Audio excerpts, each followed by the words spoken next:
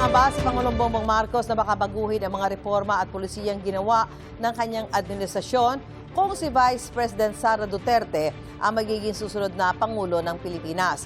Sinabi yan ng Pangulo sa panayam ng Bloomberg News Agency. Bumuelta naman ang kapatid ng bise na si Davao City 1st District Representative Paulo Duterte.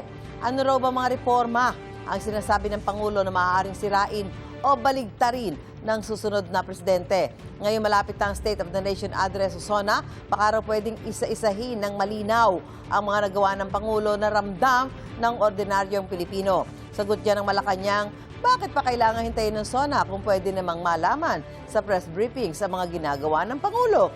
Dagdag pa ni Congressman Duterte, si VP Duterte raw ang dahilan ng malaking tagumpay ni Marcos noong eleksyon 2022. Pinalagan din niya ng Malacanang. Sinusubukan pang kunin ng pahayag mismo ng bise kaugnay sa mga sinabi ng Pangulo at kanyang kapatid. Unity team sila. Hindi mo pwedeng sabihin na ito ay dahil lamang kay Pangulo Marcos Jr. o dahil lamang kay Vice Presidente. Unity team. Ibig sabihin, nagkaisa sila. Ngayon, bakit ibinibigay lamang sa Pangulo ang mandato? Pangulo po siya eh.